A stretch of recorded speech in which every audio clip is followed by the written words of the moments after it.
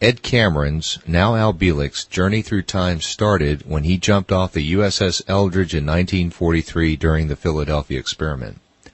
Both he and his brother Duncan Cameron landed in the year 2137 and remember waking up in a hospital bed. During that stay, Ed alone traveled to the year 2749 and spent 2 years there. In this program, Al recounts his memories of that trip. Al, can you describe what the civilization was like in the year 2749? What I saw of this civilization was a highly advanced civilization and technologically. We had floating cities, we had ground-based cities. The floating ones are anti-gravity type flotation. 2,100, 2,200 stories, like the cities are 2.5 miles high. And in retrospect, I have looked at that and says, now how the blazes, with any of the materials that we know in the 20th century, how could they build anything that would sustain that kind of weight from the stories above it? And of course, it was explained to me at that time in the 28th century that it was very easy to explain because they had full control over anti-gravity and multiple systems of anti-gravity in which they built platforms of every 300 floors approximately. And they would relieve the strain of the pressure from above with an anti-gravity reverse system so that the pressure from above disappeared. So that each section only had to support its own weight, and they kept adding sections as they built this city up to 2,100, 2,200 stories. And in addition, if they wanted the city to be a floating city, it was a floating city. And they would move it around from one part of the earth, if we got tired of it, to another part of the earth. They were interested in that. And I told them about the system of governing, if you will, which was a totally synthetic system, actually, in synthetic intelligence computers. They were moderately interested in that. I said they had one in each city. Whether the city was fixed, which there were fixed cities doing manufacturing and so forth, or it was a floating city. Why they had floating cities moving around, I don't know, but that was a civilization as it was then, or is to be, if you will. And I started to ask questions. I had friends there, and I stayed long enough to learn all about the functions of the city and the fact that this synthetic intelligence was a highly radioactive crystalline form structure, so far as I could tell, because I was called in for an interview, and to be interviewed you had to put on a lead-lined suit with completely radiation-proof, because in the room where this computer was, where you were interviewed, which computer, if I can call it that, was a huge crystalline structure floating in the middle of the room. No physical connections to anything we could see. And it would interview you telepathically. And I was called in for more than one interview. And I gathered the structure of the society at that time was purely socialism, 100% pure socialism. Everything was free. There were no banks, there was no money. You were born into the society by your parents. Your parents could be living in a common law arrangement. They could be married. Mm-hmm. You could be raised by your parents, or you could be raised by the state. Well, what did the computer want to know from you? Eventually wanted to know what I was doing there and what I knew about how I got there. At that point, I didn't remember anything about how I got there. It was sort of like I arrived and became part of this city, part of the society, like I had been born in it, but which was not the case. There was some false memories involved and a huge block as to where I'd been, how I got there, what was I doing there.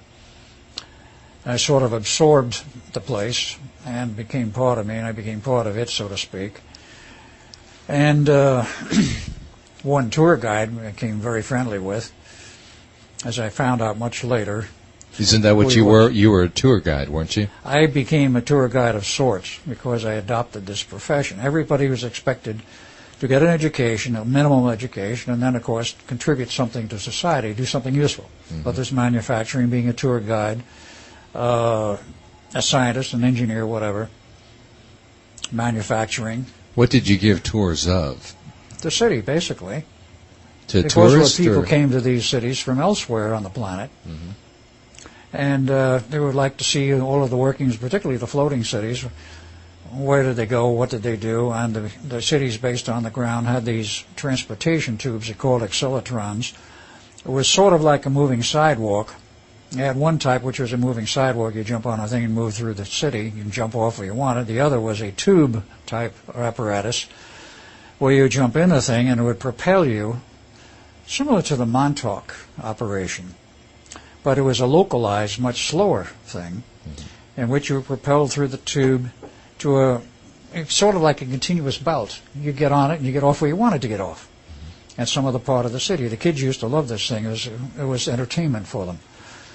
And I became part of a guide for that. We'd take people from outside that didn't see these things very often, or from another part of the world, and we'd show them around, show them this particular operation in the city and what was in that city. So that was what the tour guides were for. They literally showed outsiders what was going on in their particular city. Obviously, not all the cities were the same. But it was interesting that there was no external structure of government other than the local government of each city. There was a city-state, if you will, i.e. each city was a rule and a law unto itself, though they all followed a common format in terms of the fact that each city was ruled by the synthetic intelligence. And as I found out, each synthetic intelligence unit was connected to the rest. So there was a worldwide network, a worldwide web, if you will. I asked a lot of questions. Well, what about war? What's that? Unknown.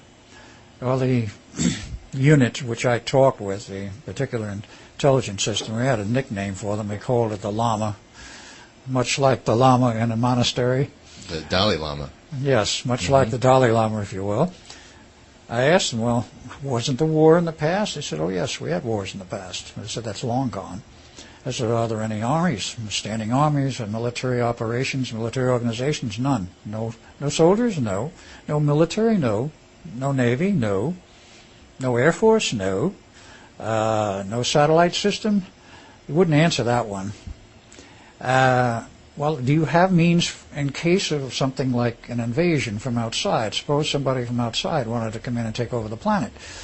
Do you have means of defending yourself? He said, yes, we do. I said, what are they? He says, you do not have the need to know. But he says, we have means to defend the cities. Apparently they had, shall we say, built-in armaments, perhaps high-powered laser systems, perhaps more advanced systems. I don't know. I never found out. But they had the means to defend each individual city as such. And apparently it was never needed. What were the cities like? I mean, were they colorful? Were they large? Were they comfortable? Some were large, some were smaller. They were definitely very comfortable. The apartments one we were assigned to or lived in were very comfortable. They had all the modern conveniences that we know today, plus some. Food was... What would be different? What would be different as a convenience that, say, we don't have right now? Yeah, that says I have to go back a bit to remember that, going back to the future, if you will. I hear you. They had synthetic food units, I remember, in the apartments. You could have fresh produce brought in, or you could synthesize, either way you preferred. They did have restaurants, and there were, of course, stores to go shopping in. You could buy stuff if you wanted to. Buy, of course, is a misnomer. They did set up a limitation. In other words, if everything was free, a person could go out and literally grab anything they wanted. There had to be a limit against this sort of thing, of literally purging a store of everything you had because you wanted it, and wanted this, and this. There had to be a limitation. There was a form of credit, which was a rather obscure type of credit system. It wouldn't be on a monetary credit basis, but depending on your position in the society, you were allowed to have a certain comfort level, if you will. Certain things you were allowed to have to buy, if you wanted to call it to buy, to acquire. And in terms of entertainment, they had television, if I remember correctly now, they had radio of sorts. They had theater, they had many of the things which we have today, except they've been carried a little bit further. And they did have travel. You could travel to another city. They did have rail systems that covered, at least where I was in the United States. They had rail systems allegedly all over the planet, but they were not like we have them today. The rail systems were much wider. They were at least twice the width track-wise. The cars were two and a half times as wide. They were longer. And they were made out to be much more like an excursion trip, if you will, like you would go on an ocean liner, on an excursion, or on a cruise. You would take a cruise on a train, if you will. You would get on it, you'd have bands, you would have all kinds of entertainment, this sort of thing. You'd go across the country. Did you ever see a map of the world of that time period? Not that I recall now. So you did at 2137, though, oh, right? Yes, in 2137 I did. I did not see a map of the world at that era of the 28th century. I'm sure they existed, but I don't recall that they were shown. In fact, I didn't see it because it was not part of society. You weren't told much about what was on the outside. And there were those people, the heretics as they call them, who didn't want to be part of the society, this regimented socialism, if it were. It was free to a point, but it was also regimented because you had rules and regulations, and you were told this is the limits of what you could do. If you went outside of that, there's sort of a yellow zone. You were called in. The Lama gave you a reprimand. If you went in the red zone, it was a very serious case, like you would have today if somebody committed murder.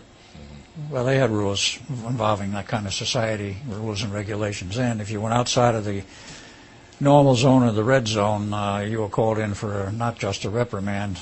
Many people disappeared, were never seen again. Now, whether they were eliminated on the spot or not, I can only assume that was probably what happened to them. And they did have automobiles, so I never went out in one, and I understand there wasn't that much car travel. For those who were on the surface cities, they had to have transportation. Did everybody look pretty much the same, physically? There were variations in the human appearance, but the human appearance had changed a great deal in the sense that it was more refined. There was less variation in appearance than there is now. There was more of a genetic mold, which had much narrower limits than you see today genetically. I don't recall at this point in the 20th century that there was more than one race. It was Caucasian. I don't remember seeing any other races. Now, outside of where I was, because I never took any long trips anyplace, there might well have been other races elsewhere in other parts of the planet. That I never found out about, never inquired. What intrigued me was the fact that here is a synthetic intelligence computer running this whole system, and we're actually running the planet. These things didn't build themselves. Who built them? That was where it got much more interesting, because eventually I was introduced to the builders of the intelligence system, the computer systems. Who were the designers? Who were the builders? That's when I met this group. They were different. They were totally human, but they were different than the ones you typically saw.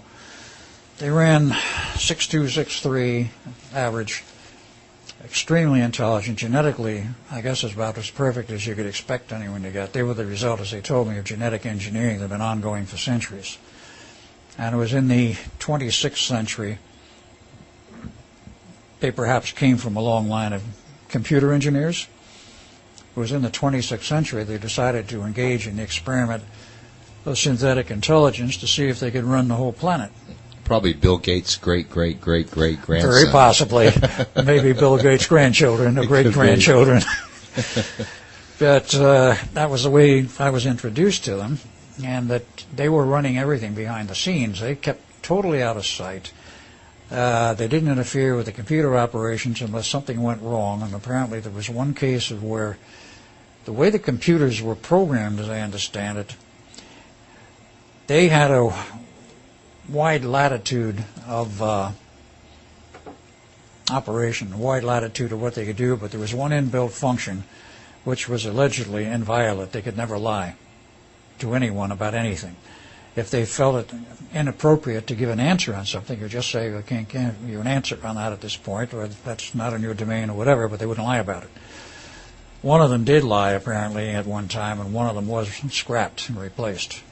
They felt there was some basic flaw in that unit that had gotten to the point where it could assume to lie, whatever the reason was, it was destroyed. Was its name Hal?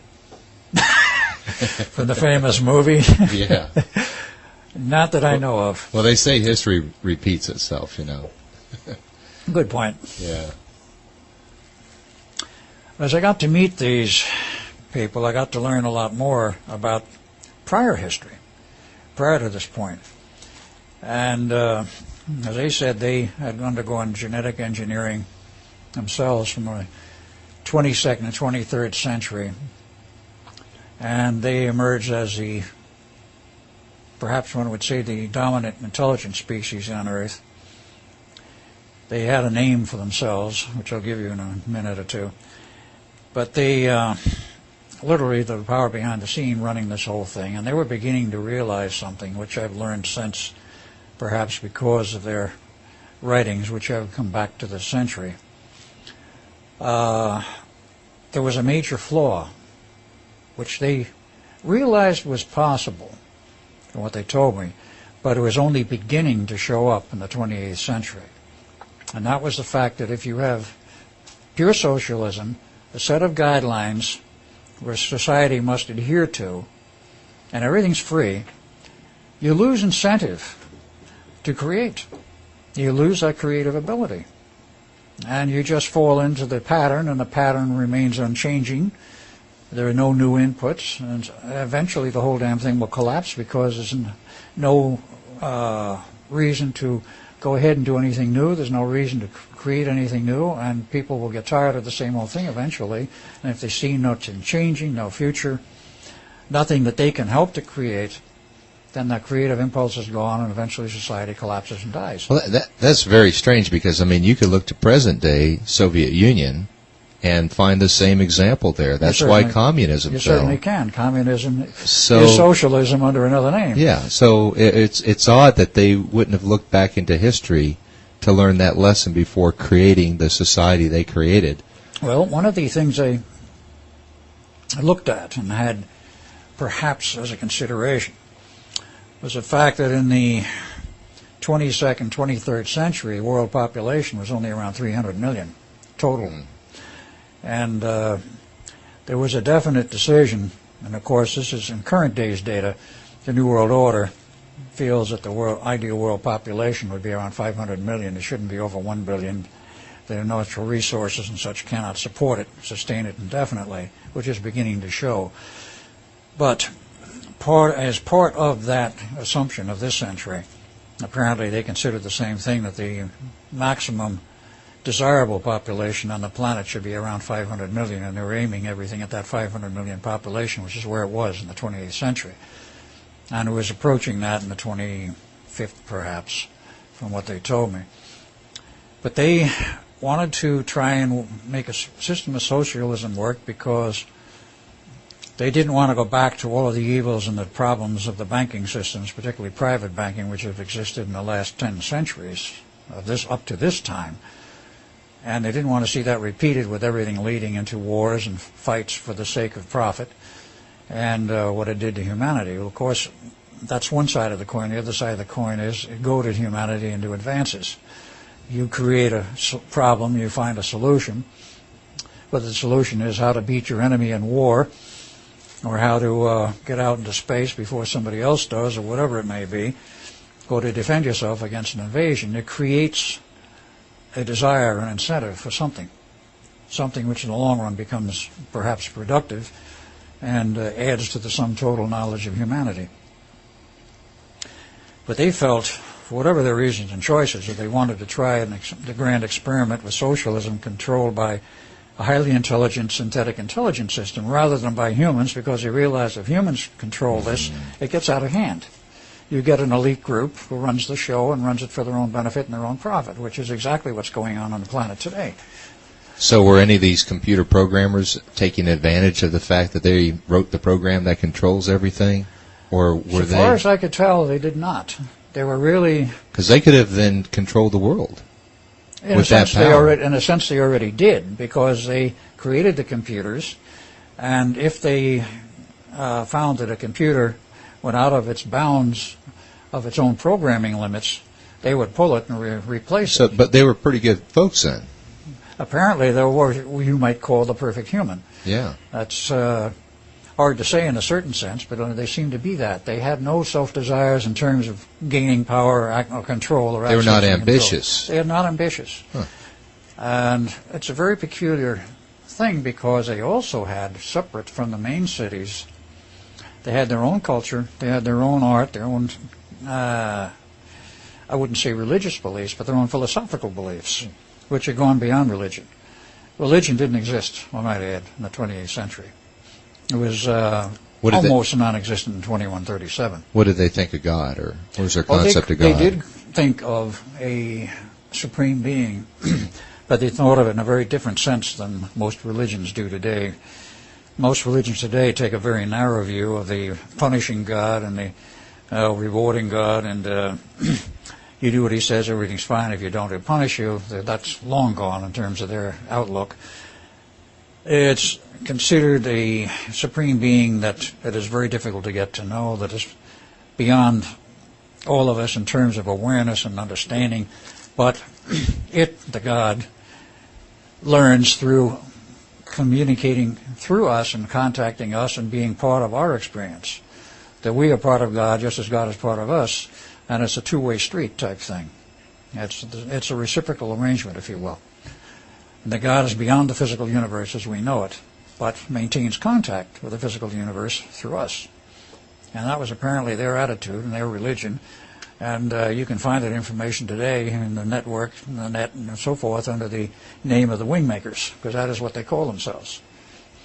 And according to what has turned up in current time, and I remember what they told me, they had made stashes all over the earth in about the 8th century A.D., which had been uncovered in the 20th century and into the 21st century. 3 have been recovered so far, one in New Mexico, which was the first one. What, stashes of what, though? Of their literature, of their science, of their... This is the Wingmakers you're Yes, talking about? This is a buried underground, what would you call them? Time capsules, perhaps, is what would be the best thing they were, to show what their art and there was that they had, their music, their technology, and whether or not there was a warning involved, that's hard to say because it fell immediately in the first site with the Chaco Canyon in New Mexico, fell immediately under the control of NSA. So are you saying that these engineers, these computer software engineers... They're human engineers as well, and genetic engineers initially. Okay, are you saying that they were actually a byproduct of the Wingmakers? They were the Wingmakers. They were the Wingmakers, okay. And the Wingmakers then are alive and well today, They're year alive 2000. and well today in the 28th century. They can apparently travel to this era, but they're not living per se in this era, meaning the 20th century, 21st century. But they built these stashes, and one of them was found in 1983 approximately.